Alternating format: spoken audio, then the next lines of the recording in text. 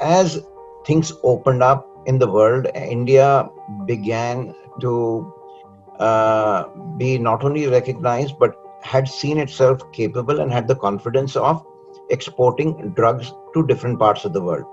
Even during this COVID time, the president of the United States is calling out Prime Minister for hydroxychloroquine, other medicinal support, which itself tells how even a number one superpower is depending on pharmaceutical products from India.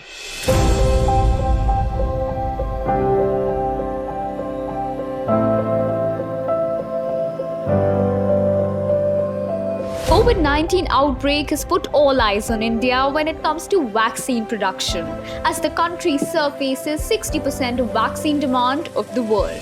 Known as the pharma king of the world, India is leaping ahead with 9.8% year-on-year and is the largest provider of generic drugs globally, supplying 40% of generic demand in the US and 25% of all medicines in the UK. In fact, if we go by figures, the Indian pharma industry is expected to grow to $100 billion by 2025. Furthermore, its active pharmaceutical ingredients market, that is the API, is forecasted to attain a revenue of $6 billion by the end of 2020. India is not only producing medicine for this entire population of India, it is also exporting to over 200 countries across the globe. From India, you cannot mention any other commodity, service or product which goes to this many countries. Even IT, it goes to 95 to 100 countries. Today, as we stand outside the United States, India has the largest number of FDA-approved facilities in the world. The formulation industry, the cost of medicine is lowest only in India. So that is the reason entire globe is wanting medicine from us. This was possible because of our pharmacy background. People were having a very good pharmacy scientist here and chemistry background. So we could do reverse engineering, we call. So the Indian pharmaceutical people, professionals, given a very good contribution. They just like that manufactured every product with a different process and they could give their product. So we gave it across the globe. So this is the advantage. While in the recent years, India has been witnessing increasing competition from its neighboring country, China, which has been able to leverage due to its inherent cost advantage, manufacturing intermediates and APIs at a cost much lower than those in India, which has resulted in a gradual increase in API imports from China to India, from about 0.3% in 1991 to about 70% now, which in turn has led to killing of domestic manufacturing capacity for certain key APIs and their advanced intermediates. India was very good in basic synthetic chemistry. India, as I told already, and from 70s when multinationals were ruling also, but later China entered into API chemical industry little strongly. What Chinese did, which we all know, any industry they come in, the scale of operation would be not 2 times, 3 times. They will normally mimic 10 times, 20 times of capacity like us.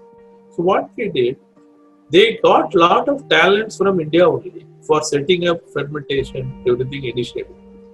Later, they killed Indian fermentation industry.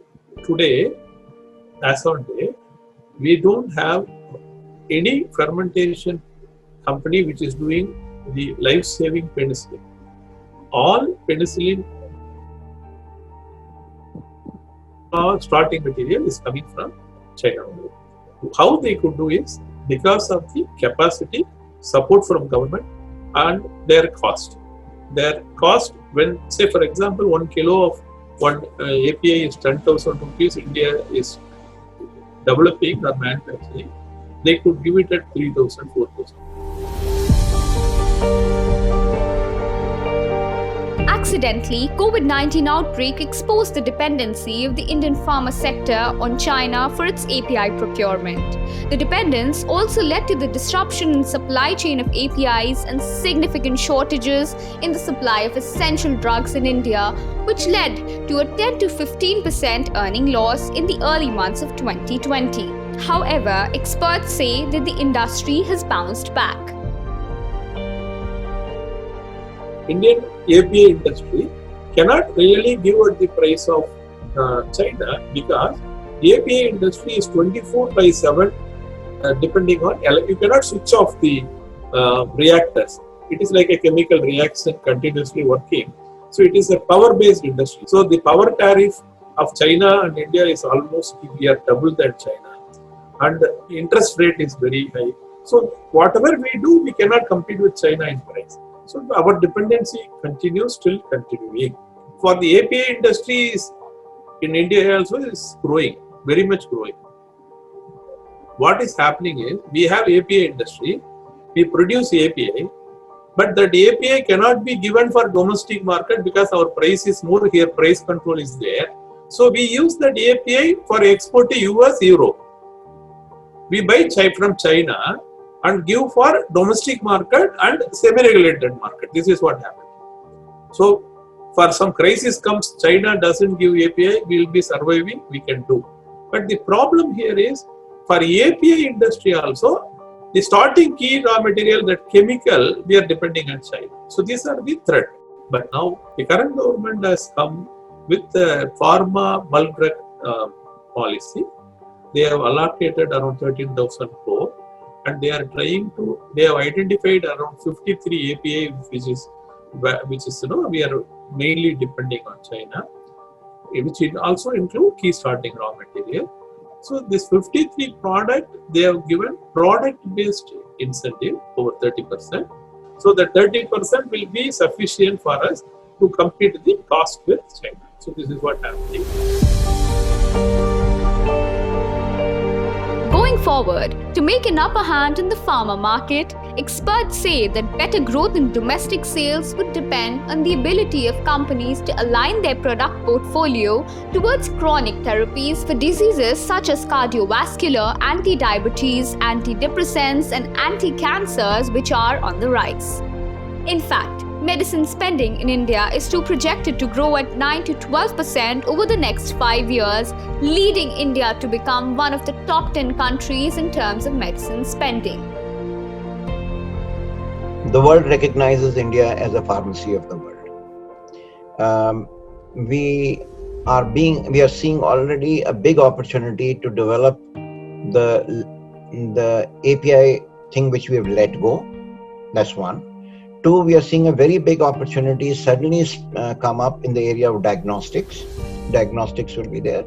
Another growth you will see is that because of our recognition or being our reputation getting more and more established as a pharmacy to the world, and they realize the price arbitrage that is available, I think the exports will increase rapidly. Four, you'll see another big thing is that with the healthcare standards coming up, and you will see in the next 2, 3, 4 years, the government spending, private spending in healthcare and health infrastructure will increase dramatically. Just the same way as the countries have stepped up their investments in road infrastructure, health infrastructure and education will see tremendous amount of allocation of resources. On the other hand, spurred by COVID-19 fear and heightened interest in preventive health, sales of vitamins, minerals and herbal nutritional supplements like Chyawanprash and Ayurvedic juices for boosting immunity have spiked in the market. In fact, a Google report highlights that queries towards immunity-boosting products has risen at least by 500%. Drugs are for illness, nutraceutical is for wellness. So this wellness industry is picking up like anything.